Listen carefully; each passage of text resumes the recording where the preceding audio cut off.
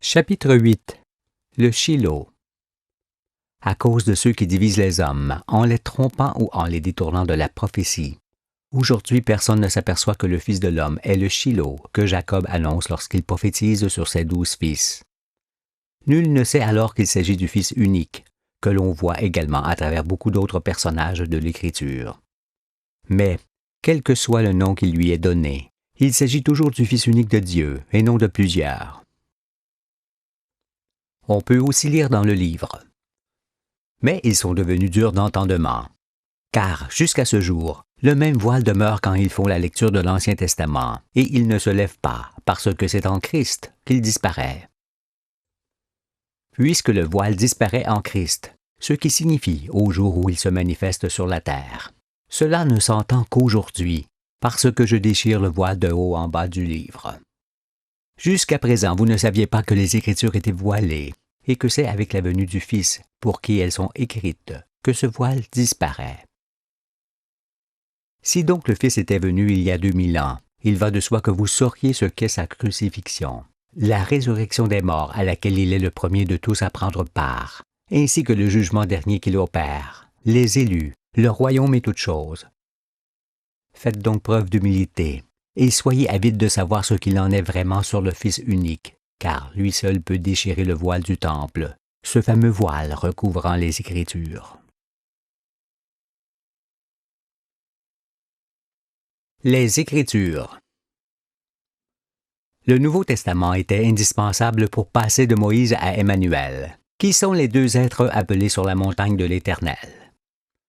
Étant les interprètes de Dieu, ils sont bien au-dessus des prophètes. Ils parlent un langage commun et sont en mesure de changer le monde. Un prophète ne peut pas changer le monde, mais les deux témoins de Dieu, eux, le peuvent et le font.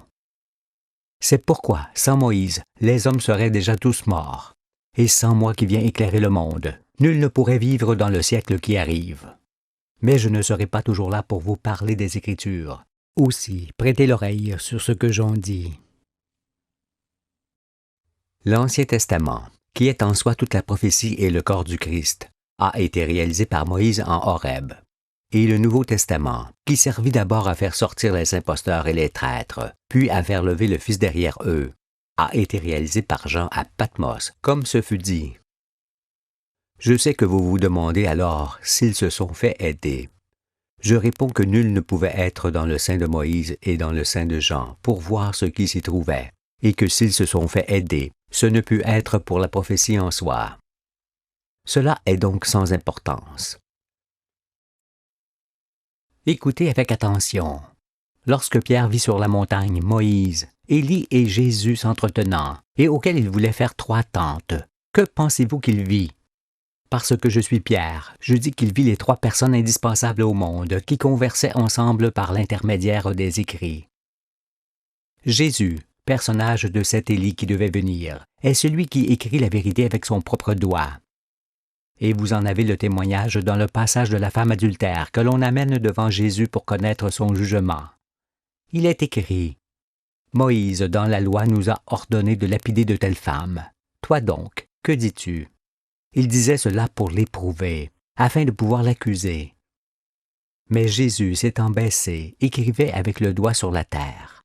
Comme il continuait à l'interroger, il se releva et leur dit « Que celui de vous qui est sans péché jette le premier la pierre contre elle. » Il s'étant de nouveau baissé, il écrivait sur la terre.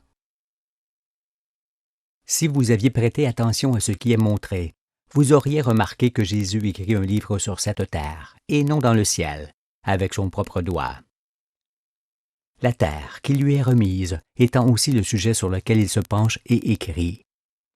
Quant à la femme adultère que Jésus pardonne, elle s'est révélée effectivement pendant que j'écrivais. Il s'agit là d'un accomplissement manifeste de l'Écriture touchant à ma vie. Pour comprendre cet accomplissement, sachez que seuls ceux qui m'entourent savent réellement qui je suis et ce que j'écris. Il s'agit de Joanne et de son épouse, ainsi que de la femme de la ville que Dieu fit venir à moi lorsque j'étais épuisé. Cette dernière est la Samaritaine dans l'Écriture, qui est désormais avec son 5e mari, et celle qui versa son parfum sur moi pour ma sépulture. Joanne est le nom spirituel de cet aveugle de naissance auquel j'ai ouvert les yeux le premier. Il est mon ami, mon confident, celui qui s'assoit à ma table et met volontiers avec moi la main dans le plat.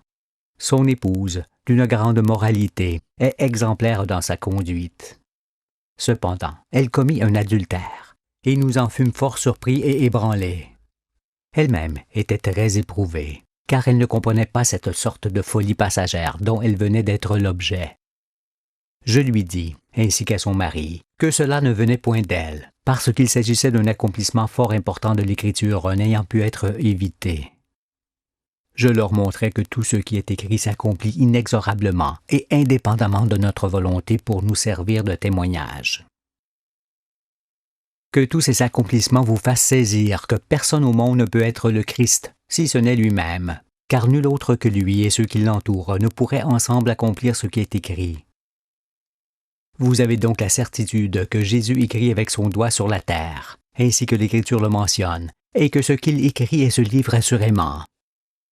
En effet, puisque lui seul connaît la vérité, pourquoi donc ne l'écrirait-il pas? Le livre qu'il écrit est sous vos yeux. Il s'agit également du livre de vie de l'agneau, ou encore du petit livre de cet ange qui arrive avec force dans l'Apocalypse de Jean, en mettant un pied sur la mer et l'autre sur la terre, pour montrer au monde entier combien est grand son personnage, mais aussi pour prévenir qu'il n'y a plus de temps pour ce monde. La mère de Jean et la mère du Christ. Soyez fort attentifs à ce qui suit, car je vais lever le voile sur une grande partie de l'Écriture. Ayant conçu le Nouveau Testament, Jean est forcément né de l'ancienne alliance de Dieu avec les hommes. Élisabeth, mère de Jean, est le nom de cette première alliance et non une femme. Jésus, qui est Emmanuel aujourd'hui dans le monde, lui est forcément né de la nouvelle alliance de Dieu avec les hommes, puisqu'il s'y trouve à l'origine. Sa mère, Marie, qui signifie celle qui est mariée à Dieu, est le nom de cette nouvelle et dernière alliance. Je le dis autrement. Jean est né du monde esclave, qui fut esclave à cause de l'ignorance de la vérité et des ténèbres qui couvraient le monde. En effet, l'arche de l'Ancienne Alliance, l'Ancien Testament, ne permit point aux hommes de naître de l'esprit, mais seulement de la chair. Jésus, lui, est né du monde délivré de l'ignorance et des puissances de Satan. Car la vérité affranchit et libère l'homme. Elle fait naître une deuxième fois ceux qui sont nés de la chair et qui l'épousent. C'est pourquoi il est écrit que le Fils est celui qui ressuscite le premier d'entre les morts. Convenez donc que ce terme de premier ressuscité ou de premier-né d'entre les morts signifie incontestablement qu'il y en a d'autres qui naissent à sa suite. Et c'est à cela que vous assistez avec moi, à votre propre résurrection. Un prophète est un homme qui naît d'abord d'une femme, comme tout homme. Et lorsqu'il est en âge de comprendre, il naît à nouveau de l'esprit cette fois, car ses yeux s'ouvrent sur ce que quiconque n'a encore jamais vu. Et c'est à cet instant seulement qu'il sait qu'il est prophète et envoyé d'en haut. Il naît ainsi de l'esprit et non plus d'une femme, parce que d'une femme il est déjà né. C'est pourquoi je dis, je suis né à 42 ans. Vous-même, qui êtes morts sans la connaissance, je vous ressusciterai par mon baptême, et vous donnerai une vie nouvelle en vous conduisant dans toute la vérité. Serez-vous alors né une deuxième fois d'une femme? M'entendez-vous, vous qui voyez une femme en mari, et une femme qui serait forcément l'égale de Dieu pour avoir ensemble un fils? La femme est l'égale de l'homme, et non de Dieu. C'est pourquoi on ne peut naître que de Sion la deuxième fois. Sion étant le nom spirituel donné à la montagne de l'Éternel, sur laquelle on s'élève progressivement, jusqu'à son sommet, depuis lequel rien ne peut rester caché dans aucun domaine. En me suivant jusqu'à la fin du livre, vous ferez cette ascension, et toute chose sera différente à vos yeux. Car les astres, le monde et son devenir vous apparaîtront autres que ce que vous les voyez. Vous serez alors les premiers-nés. Dans l'Ancienne Alliance, dans l'Ancien Testament, c'est la montagne de Sion qui était appelée la stérile, parce que d'elle, aucun d'entre vos pères et d'entre vous n'a pu naître de l'Esprit. Mais voici que Dieu a eu pitié d'elle, et après l'avoir fécondée avec le Saint-Esprit, elle vient maintenant de donner naissance à un fils, au Fils de l'homme, dont le nom est Emmanuel. C'est elle la mère de Jésus, car un prophète ne peut naître d'une femme, Jésus explique que c'est naissance de l'Esprit. Pourtant, vous ne compreniez pas. Et ceux qui le comprenaient, si tant est qu'il en existe, ne l'appliquaient pas à la naissance de Jésus. Écoutez-moi encore un peu au sujet de la mère du Christ, qui est aussi celle qui, derrière moi, va vous enfanter, parce qu'Ésaïe témoigne ainsi de ce que je viens d'expliquer. Avant d'éprouver les douleurs, elle a enfanté. Avant que les souffrances lui vinssent, elle a donné naissance à un fils. Qui a jamais entendu pareille chose? Qui a jamais rien vu de semblable? Un pays peut-il naître en un jour? Une nation est-elle enfantée d'un seul coup? À peine en travail, Sion a enfanté ses fils. Cette fois, vous cesserez de dire que la montagne de Sion a accouché d'une souris, car vous voyez enfin qu'elle est la mère du Fils et de tous les élus. Ésaïe dit qu'il faut beaucoup de temps avant que Sion puisse enfanter, mais que le jour où elle donne naissance au Fils annoncé, elle met aussi tous ses enfants au monde. Abstenez-vous alors de voir une femme en mari, et cessez de la prier, car on ne prie pas Marie, on prie Dieu seulement. En ayant cru ce que la secte romaine vous disait sur Marie, la mère de Jésus, comment allez-vous pouvoir naître de nouveau? Par ailleurs, comprenez-vous pourquoi Dieu demanda aux hommes de ne point se faire de représentation quelconque des choses du ciel et de la terre, et pourquoi il leur défendit de dresser des statues qui lui sont en aversion? Ceux qui transgressèrent cet ordre, combien seront-ils aujourd'hui à en mourir si Emmanuel ne parvient pas à se faire reconnaître à leurs yeux? Ils adorent une femme qu'ils appellent Marie. Ils la prient, elle qu'ils croient l'égale de Dieu. Et ils s'en firent une statue devant laquelle ils s'agenouillent, en la priant. Puis ils se lèvent, se retournent et s'en vont, en pensant « Je ne risque plus rien, je suis blanchi. » Et moi je brise cette statue sur leur crâne, car c'est aussi ce qu'ils enseignent et font croire à leurs petits-enfants. Il me plairait d'anéantir vos croyances insensées, afin que vous ne périssiez point à cause d'elles. Mais briser les convictions de quelqu'un, fondées sur des traditions ancestrales, est pire que de lui briser un vase d'argile sur la tête. C'est pourquoi je crains beaucoup pour vous, car je sais, moi, qui je suis et qui est ma mère et mon père, et pourquoi je suis venu. Croyez-vous que je pourrais me mettre en charge du monde si je ne savais point qui je suis et si je n'y étais obligé? Je ne le ferai pas, car je vais où je ne voudrais point aller, et où j'ai déjà par 3 fois refusé d'aller. Mais j'y vais quand même, parce que j'ai en moi le pouvoir de la résurrection et celui de sauver les élus de Dieu. Quel homme serais-je donc si je faisais silence?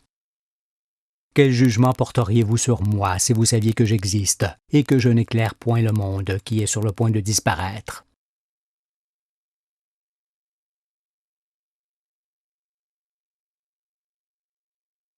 L'âge et la tunique du Christ. Toute l'Écriture témoigne de moi, et aussi de mon âge, si vous savez lire ce passage dans lequel les Juifs demandent à Jésus de leur montrer un miracle, et auquel il répond au sujet du temple. Détruisez ce temple, et en 3 jours je le relèverai. Les Juifs dirent, il a fallu 46 ans pour bâtir ce temple, et toi, en 3 jours tu le relèveras. Mais il parlait du temple de son corps. C'est pourquoi, lorsqu'il fut ressuscité des morts, ses disciples se souvinrent qu'il avait dit cela, et ils crurent à l'Écriture et à la parole que Jésus avait dite. Il fallut effectivement 46 ans pour bâtir mon corps, jusqu'à ce que je saisisse l'Écriture, car c'est à partir de cet âge-là que je la saisis entièrement. Sachez aussi que, conformément à ce qui est écrit par ailleurs, j'ai mis 4 jours pour m'apercevoir que la résurrection de Lazare était l'image de mon propre réveil. En effet, c'est au 4e jour de ma lecture que je sentais qu'il s'adressait à moi. Puis, mes yeux se sont ouverts. J'explique ces choses en espérant que vous puissiez encore entendre que Jésus est le guide du Fils de l'homme, qu'il cerne de toutes parts. Il l'oriente, le dirige et lui fait accomplir ce qu'il doit l'être. C'est pourquoi je ne peux m'en détourner, comme un ânon ne peut se détourner de celui qui est assis sur lui. Il y a aussi les choses célestes qu'il me faut expliquer, et ce sera fait. Mais pour cela aussi, j'avais besoin des prophètes pour m'apercevoir que celui qui démontrait l'univers et qui lisait couramment leurs écrits ne pouvait être que le Fils de l'homme, ayant Jésus pour figure et tout l'Ancien Testament pour corps et esprit. À la suite de quoi, je saisis ce qu'étaient mes vêtements, ainsi que ma tunique avec laquelle je devais entrer dans le monde. Au reste, comprenez-vous ce qu'est la tunique de Jésus? Il est écrit.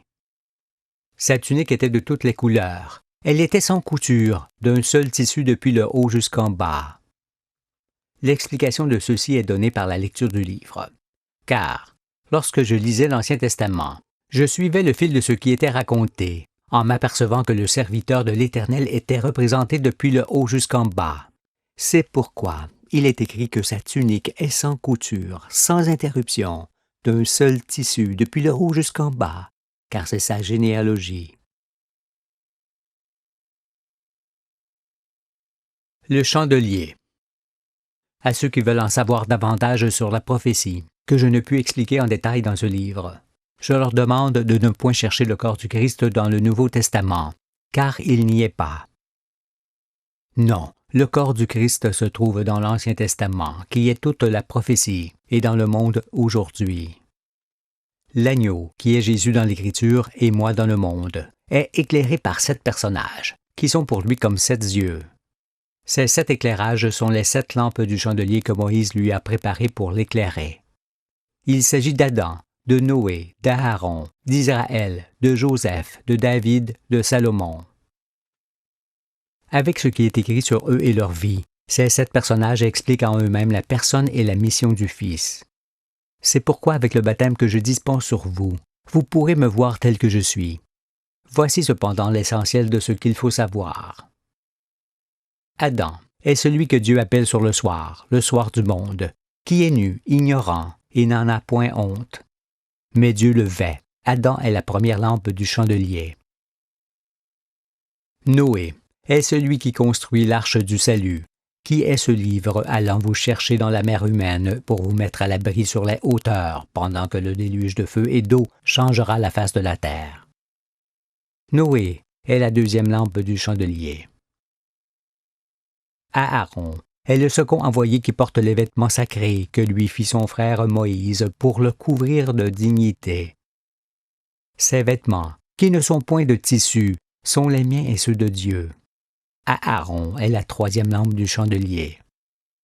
Israël est Jacob qui lutte dans les ténèbres contre lui-même, contre les hommes et avec Dieu, et qui en sort différent. Israël est la quatrième lampe du chandelier. Joseph est le Rédempteur, car, bien que vendu par ses frères pour quelques pièces d'argent, il les rachète avec son blé. Entendez avec la connaissance qu'il amassa au temps de l'abondance. Joseph est la cinquième lampe du chandelier. David est le chef des armées de l'Éternel, celui qui se lève pour combattre les hypocrites, les Philistins et le géant militaire qui domine et perd le monde. David est la sixième lampe du chandelier. Salomon est l'homme de Dieu auquel l'Éternel donna de la sagesse, une très grande intelligence et des connaissances illimitées. Il est celui qui commence à bâtir le temple que personne ne pourra plus détruire, car il n'est point fait de main d'homme. Salomon est la septième lampe du chandelier. Voilà ce qu'est le corps du Fils que vous cherchiez où il n'était pas et que vous ne voyez pas. Il ne s'agit point de 7 hommes, mais des 7 lampes du chandelier que Moïse a préparées pour m'éclairer. Ces lampes sont 7 étoiles que je tiens dans ma main et qui l'éclairent pour écrire la vérité.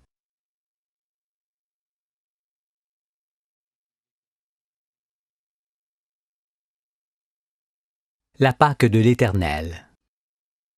Quiconque mangera mon livre mangera l'agneau. Il aura alors accompli la Pâque de l'Éternel, car je suis votre Pâque. Et dans les jours prochains, où vous la mangerez, vous serez sains de force et prêts à partir sur les hauteurs de vos pays, et là où je vous le conseillerai. Sur cela, j'ai quelque chose à vous montrer, car il est certain que vous ne pouvez point lire Moïse, qui que vous soyez. Cependant, vous pouvez tous saisir le passage dans lequel il institue la Pâque. Il explique comment et quand on mange l'agneau, puis il conclut ainsi. Quand vous le mangerez, l'agneau, vous aurez vos reins sains, vos souliers aux pieds et votre bâton à la main, et vous le mangerez à la hâte. C'est la Pâque de l'Éternel. Comme on vient de le dire, la Pâque de l'Éternel, consiste à manger l'agneau pour effectuer le passage du monde de ténèbres dans le monde de lumière, de ce monde-ci dans le royaume de Dieu. Moïse montre que vous serez prêts et debout le jour où l'agneau s'offrira en sacrifice pour faire connaître la vérité au monde. Or, n'êtes-vous point en train d'accomplir avec moi cette prédiction? Ne mangez-vous point à la hâte la nourriture de l'esprit contenue dans ce livre? Si à vos yeux je ne suis pas l'agneau immolé, pourquoi avez-vous de l'amertume dans vos entrailles et de la joie dans vos cœurs? Ne vous mettez point en alarme, cependant. Je ne viens point vous tourmenter ni vous perdre, mais vous sauver. Prenez le temps de lire, car le Seigneur vous accorde une année entière pour le faire, qui sera suivie d'une année de grâce pour vous préparer. Après que le temple de mon corps fut formé, ainsi que l'Écriture l'explique, je me mis à la recherche de la vérité, pour comprendre enfin quelle était la véritable raison de l'existence. Voyant alors mon obstination et ma persévérance, ainsi que les difficultés auxquelles je me heurtais constamment, Dieu eut pitié de moi et m'appela auprès de lui sur le sommet de sa montagne, où il m'instruisit de toute sa science. Dieu me montra toutes ses œuvres. De la sorte, il me vêtit, car j'étais nu. Il m'expliqua toutes choses célestes et terrestres. Il me parla face à face, longuement, patiemment, pour me faire connaître la loi de son royaume dont il venait de m'investir. Et me voici au milieu de vous, tenant ce petit livre à la main, pour vous montrer qu'il n'y a plus de temps pour ce monde. Si vous ne me croyez pas ici, vous me croirez ensuite, car je vous mettrai dans l'impossibilité de ne pas comprendre. Pour l'instant, veillez à ne plus prendre les Écritures pour des fables ou des histoires anciennes, parce qu'elles décrivent dans l'exactitude ce qu'est le premier monde jusqu'à sa fin. C'est pour toutes ces raisons que tout est figuré, et que vous ne devez plus prendre ce qui est figuré pour des accomplissements passés. Abstenez-vous-en, car avec moi, vous mangez la Pâque de l'Éternel en ce moment, qui est son grand festin, mentionné dans l'Apocalypse. À l'aide du chandelier, tâchez de vous asseoir dans le présent des Écritures, sinon vous ne me reconnaîtriez pas et péririez par ce qui arrive. N'attendez pas cependant que je me manifeste sur les places publiques, ni que je répare ce qui est brisé, parce que vous vous tromperiez sur moi. Contrairement aux hypocrites qui se donnent en spectacle à la tête des nations, le serviteur de l'Éternel ne fait point connaître son visage au monde, car ce n'est point lui qui importe, mais ce que Dieu lui commande de dire. Cela a déjà été expliqué par Ésaïe de cette manière. « Voici mon serviteur que j'ai choisi, mon bien-aimé en qui mon âme a pris plaisir. Je mettrai mon esprit sur lui, et il annoncera la justice aux nations. Il ne contestera point, il ne criera point, et personne n'entendra sa voix dans les rues. Il ne brisera point le roseau cassé, et il n'éteindra point le lumignon qui fume, jusqu'à ce qu'il ait fait triompher la justice, et que les nations espèrent en sa loi. Par ailleurs, il est indéniable qu'en présentant Jésus, Jean présente à la fois Judas et le Shilo, sur lesquels Jacob prophétise ainsi. « Judas, tu recevras les hommages de tes frères. Ta main sera sur la nuque de tes ennemis. Les fils de ton père se prosterneront devant toi. Judas est un jeune lion. Tu reviens du carnage, mon fils. Il ploie les genoux, il se couche comme un lion, comme une lionne qui le fera lever. Le sceptre ne s'éloignera point de Judas, ni le bâton souverain d'entre ses pieds, jusqu'à ce que vienne le Shilo, et que les peuples lui obéissent. » L'explication de ceci est donnée dans le personnage de Judas, Jésus, qui précède et annonce le Shilo, le Fils de l'homme, qui se manifeste à la fin des siècles pour sauver les fils de lumière. Le Shilo est comme Melchisédek, roi de Salem, signifiant « celui qui existe de toute éternité » et auquel les rescapés lui seront éternellement redevables de leur existence. Je vous le dis, longtemps j'ai désiré me mettre à table avec les 12 fils de Jacob pour manger la Pâque avec eux, car je savais qu'il était fort instructif pour moi. Et c'est ce que j'ai fait. Puis je vis que lorsque Jésus se met à table avec les 12, c'est en vérité avec les 12 fils de Jacob qu'il le fait pour converser spirituellement avec eux. C'est pourquoi il est écrit que Jésus est l'Esprit des Écritures. Cet Esprit qui est assis sur moi et auquel vous devez votre salut,